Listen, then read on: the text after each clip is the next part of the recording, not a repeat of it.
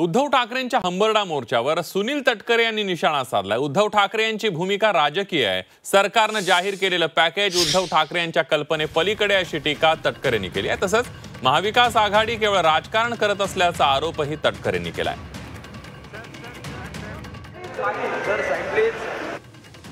त्यांच्या मनामध्ये कधी कल्पना झाली नव्हती की इतक्या मोठ्या प्रमाणाचं पॅकेज महायुतीचं सरकार देईल। त्यांनी सतत मांडलेली भूमिका आणि देवेंद्रजी, अजितदादा आणि एकनाथरावनी सरकारच्या माध्यमातून जाहीर केलेलं पॅकेज हे त्यांच्या दृष्टिकोनातून इतकं मोठं आल्याच्यामुळे स्वाभाविकपणाने राजकीयदृष्ट्या जी भूमिका घ्यावी लागते ती आज महाविकास आघाडीचे नेते त्या ठिकाणी घेतात। यापेक्षा त्याच्यामध्ये अधिक काही नाही।